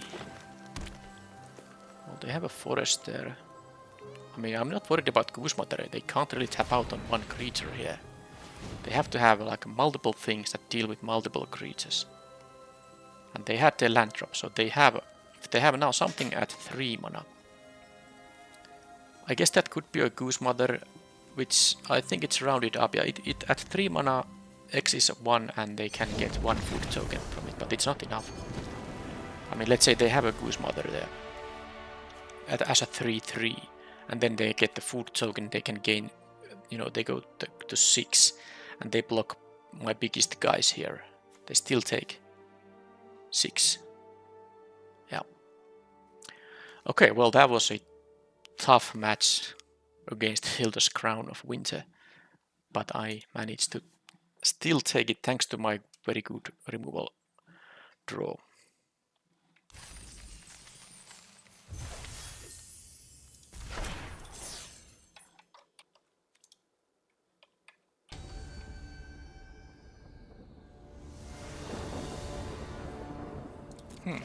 I think I was on the play in each of these matches, which definitely helps. And look at this curve. Great 1-drop. Great 2-drop when you are aggressive. And then I have some removal and even an evasive 4-drop here, which only requires 1 mana. And by that I mean 1 more land to be drawn.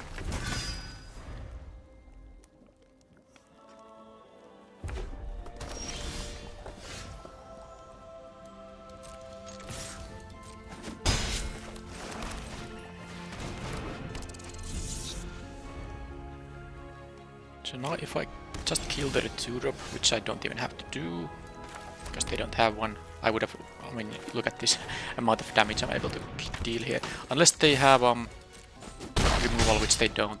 Yeah, this is gonna be crazy now. Especially if I can kill the 3-drop, if it has only 2 toughness.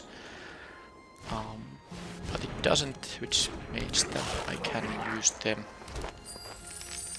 I'm definitely going to, because this 2/1 doesn't do anything. Young Hero will be great on the Tattered Ratter, so let's hope they don't have something for the 1 mana they have in the form of that treasure. But it's pretty nice. They can either trade with the colony giving me 2 tokens or you know, take 6, which is not really going to happen. And then I can just play the Edgewall pack here. This is a lot easier for now than stuff was in the previous game.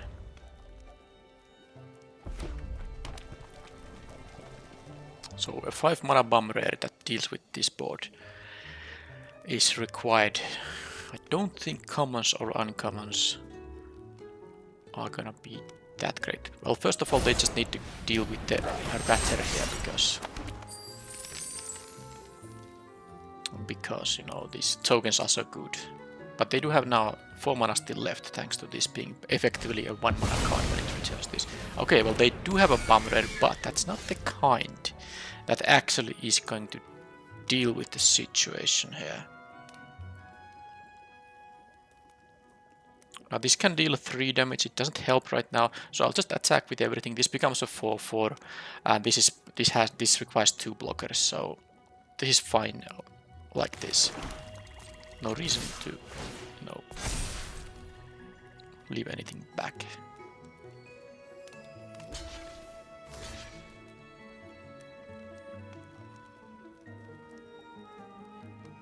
Sadly, I won't be able to save my guy, because if I could kill this, you know, before damage, then this would of course decrease in size.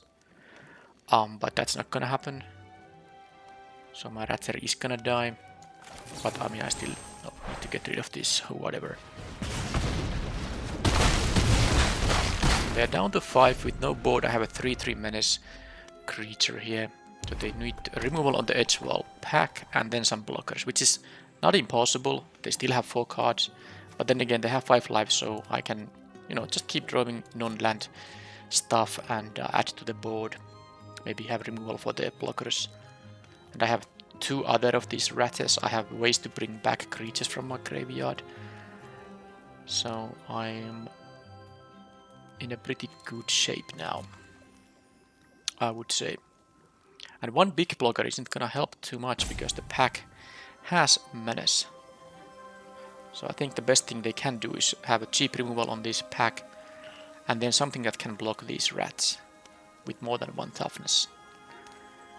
It's doable with 5 mana, but we'll see if they have that kind of options available. Given how long they're taking to think for their turn, I kinda hope they don't have the ideal solution. Okay, that's not a good blocker on the 1/1s for sure. Unless they enhance the toughness. Exile. Okay, so that's nasty if they... Yeah, if they can, you know, bargain away this before chapter 3, that's not gonna be great. But I mean, I don't mind if they block one of these mice. They are gonna take some additional damage, but of course white has access to life gain of some kind, so the fact they're at 3 doesn't mean anything. They have their rare land. This adds counters on when it attacks. That's nice. Okay, well they did not bargain this yet, but they can have an instant speed bargain effect still. I'm taking 6 here.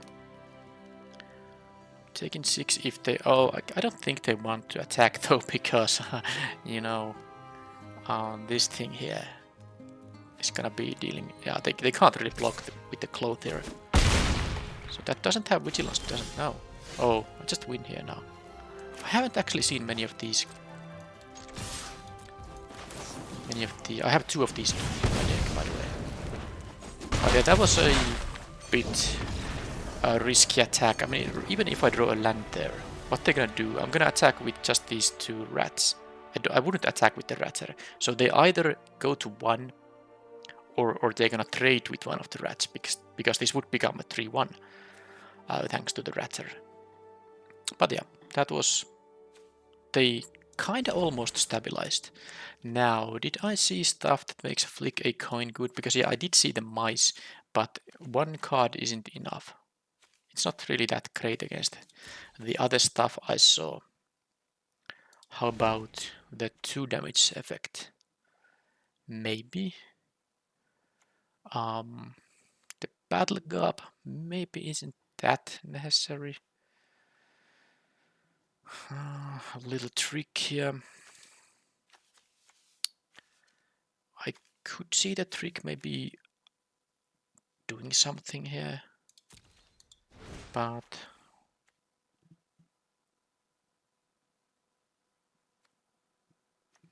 I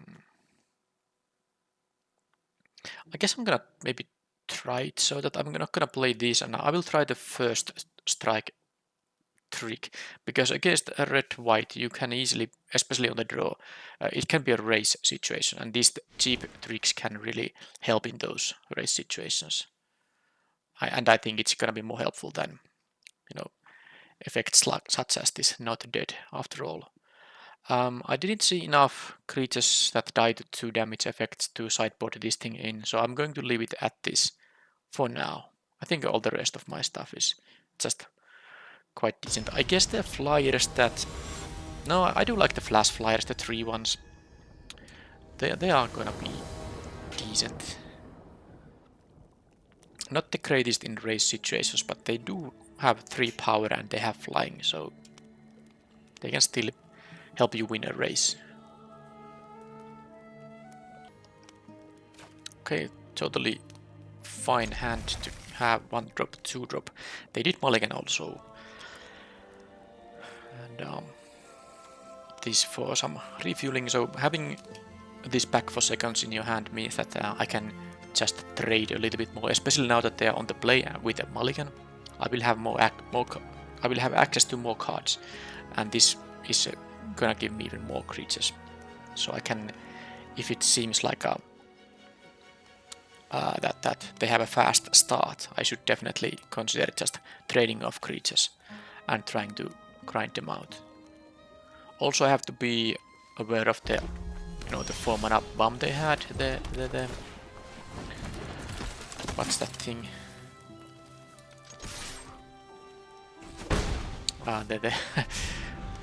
You know, the thing that makes your enchanted creatures 4/4 flyers. it's important to maybe save removal for it. This is not a rat, so I'm just going to play the visitor here now. Because, you know, if this was a rat, of course I could play this and they wouldn't have a good block on it. Now I'm gonna just trade off my visitor here. Like I said, trading resources here. Now that I have the Fell Horseman, this is even more valuable. Oh, they had their nice combination as well. Oh, good for them.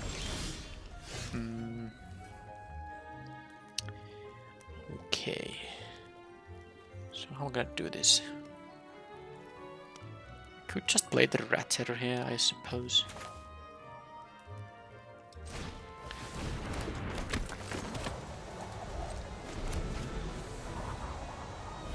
Because, I mean, this is gonna trade with the Celebrant or the 2/2 token or something.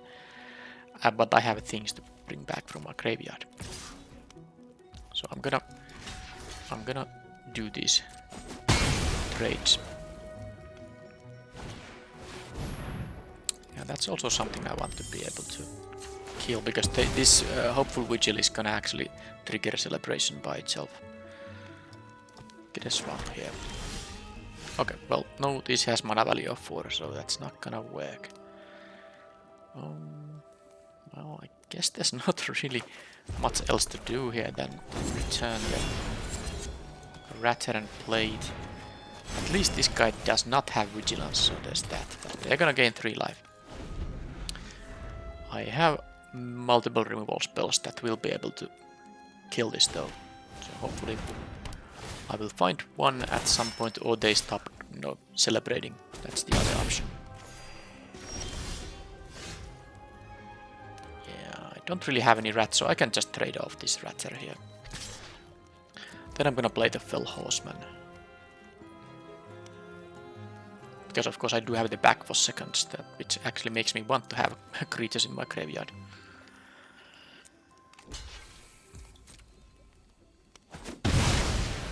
And this you cannot return because this has the death trigger that when it dies, put it on the bottom of its owner's library, so you can't really, you know, kind of, if you had 2 of these, you can't keep recycling them.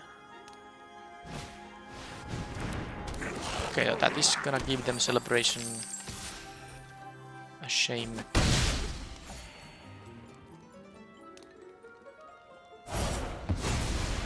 And that's gonna... well, they are doing some good stuff there. Oh boy. That is not what I like to see. Definitely not. Yeah, they're gonna get even a 3rd token from this one card, and that's even more Celebration. And also they get the Scry 2 here when they use the ability. Even though I can kill this now and attack with the Fell Horseman, I need a blocker here myself, because they can attack with the Red Cap Thief, and that's just a land. Ooh, that's not good. Now I'm still gonna do this because it has the Young Hero token, so it's gonna grow in size. But the problem is that if I attack with the Fell Horseman right now,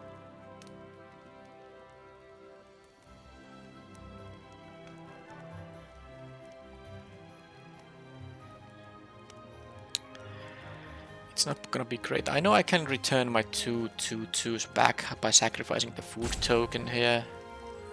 And then, you know, I can block the Red Cap Thief, but they're gonna gain 3 more life. I think I'm still doing it because there's not much for the back for seconds. Because I just don't have anything better in my graveyard. And I could have used this food for... I was supposed to put the other one on the battlefield. I somehow thought I'm gonna get both of these back. I mean, I'd rather have the Ratter on my hand, because my idea with the two double block was to use the Spear Guard and the Visitor to double block the Thief, but now that's not so great. I have to take the 2 here. I mean, in order to win the game, I still have to just find an answer for this, and they didn't even attack. That's I guess they go for a double block, and if they have nothing to have a trick, this is gonna be fine. I still don't get to kill both of them, so it's a shame, but... And they might have a response to this.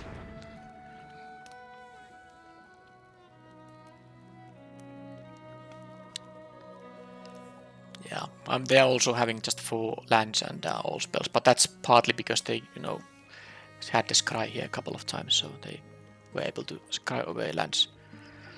So if this is not gonna resolve, if they have now the, you know, the... Okay, well, it did resolve, so I get to at least scry one other land back. So that worked, but...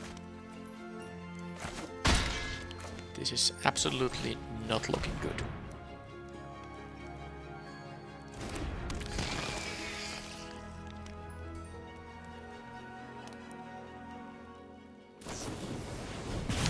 Oh, that goes to bottom of library. But yes, they still have 2 spells, and these are for sure spells because they have missed the 5th land drop for so many times. Okay, so yeah, they are doing the thing with the celebrants and this. If they have multiples of both of them, they are commons. That's a very good plan. But now, problem here is that they have gained like, is this like 9 life now? I think it's, yeah, they have gained 9 for now.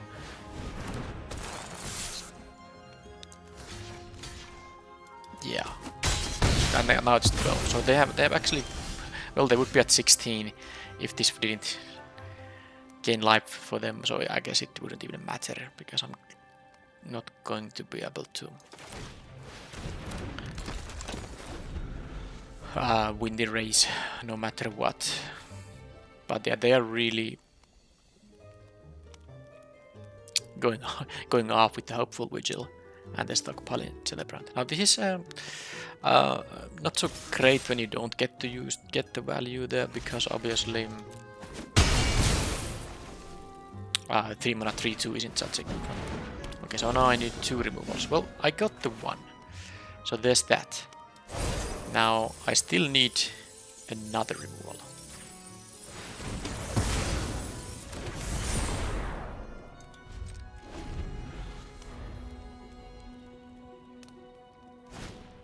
I'm gonna go down to 3 now. So, well, I guess if I get the removal on the guide, well, I can crawl back to the game, but they can just sack this to scry too, so they will be getting a nice amount of gas. And they have a spell. No, they didn't, but they had a... Well, well, now I'm just gonna lose, but I don't have to let them know that I have no spells here, because they can just animate the land and attack with everything. And then I will lose. They scry a couple of cards at the bottom. Yeah, they had so many scries in this game that... Okay, well, this is now enough. They are definitely gonna attack with enough creatures to make this lethal attack. So let's just go to the final game, and hopefully they don't get to do the thing with the vigil. My idea was good about, you know, grinding for resources trading, but they had a better grinding for resource plan amplified by the lifelinking flyer, so I never really could even try to raise them. So, Virtue of Courage. Yeah, it's, I mean, a couple of these 3/2s makes me want to play the Virtue. I will play it instead of the... what was it? Kindled Heroism. Now, anything else? I don't think I really care about the Flick the Coin or this thing necessarily. How about the Battle Gob? Not sure if I want to cut anything. I do have a... Okay, 15 creatures. I don't really want to cut any more creatures either.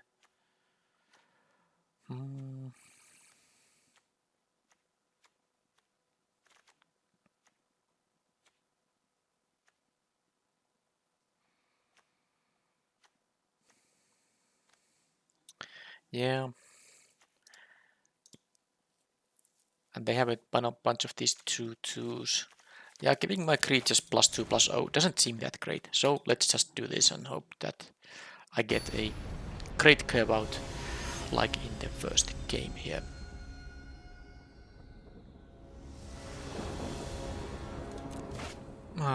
Well, that's just a mulligan, and here is not a mulligan, and I have a decent curve out, but it's very difficult to find a card, but it has to be the horseman. I wanna go 1-drop, have this up for their 2-drop, and then I want to have access to this removal spell, and then this is gonna be nice. It's very much of a shame to, you know, have my 2-for-1 removed here, but I just can't justify keeping that over these other options. I know you could have maybe not have this, but it's my 2-mana play, so... And there's a 4-mana play now, so now I don't... Now it's fine that I don't have the raise dead thing. Please don't have the... Oh, they do. Well, I don't know if they could have like 4 of these in the deck, of course, but... This is so bad. Because if they have one of the 3-drops, that's gonna be really miserable. And I'm missing my land drops. Okay, so I didn't have the curve out I needed. And if they do have the 3-drop, it's gonna be a really, really uphill battle here. Because if I was able to, you know, if this was a land and I play the Swamp Piper and then I have this on the 3-drop, I can actually, you know, consider racing. But now, okay, they didn't have that thing. I don't know why did they play it on their turn, because that thing has that adventure is an instant, but whatever. I didn't draw a land, but at least I drew a playable spell, and this is not a really good blocker, and I'm not worried about these rats. I guess they can use this for bargaining purposes. Okay, that's gonna be a wicked roll token again. That's 2 mana they use to not affect the board. I don't care about this. Oh, currently I'm winning the race. So as long as I draw like a land right now, I still like my chances. This has only first strike on their turn, not on my turn. Okay, good, because now what I can do is just have the Piper. I don't mind if they do any blocks. I will get a 1/1 rat if they block the veteran, which they probably still do.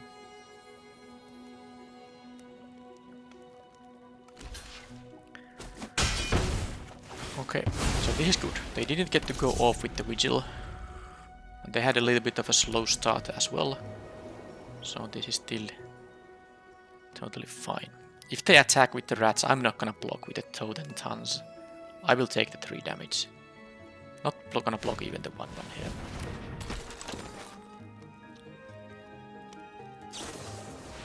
Okay. That still gives me a token. That's a nice trigger. So... Okay, it's not the worst. I really wanted to have an untapped land, so I can just finish this thing off with the assassin and add to the board. But I think this is still fine. I will kill this, get the thing there, play that, attack for a 3, still winning the race, and next turn I can deal with at least 1 blocker with the assassin. I have here a couple of creatures. I can use the food. Well, I can use the food to gain life also, which could be important in a race situation, but I can also use the food to get one of these on the battlefield, the Totem Tons, of course. But I can also sack a token for it to bargain if I want to have the life. Oh, come on. Oh, man. They bargained it. I mean, this is gonna add... Okay. And I thought this was an exciting game. Now, I guess they... I mean, they can kill 2 of these guys now, because they will add... I mean, yeah, well, that's disgusting. I mean... This was a close game before they played this thing. I'm gonna go down to 7, and they can now ping a couple of these, or just play a 4-mana card or whatever. They can use the mana for anything. Okay, I'm gonna go to 7 and then I'm gonna lose.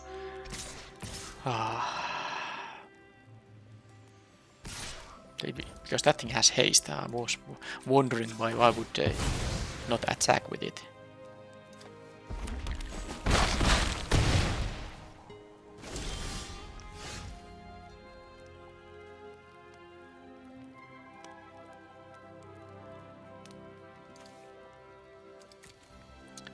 Yeah, thing is I'm dead. Because they can, you know, they have 2 mountains. They can ping it twice. So doesn't matter what I do here. Attack, even if they block, I can use this, yes, to deal with the guide here. I would need to deal damage to this guy, and it's not happening. And if I just let them attack... Yeah... Oh man. This really was an interesting game before that. Because...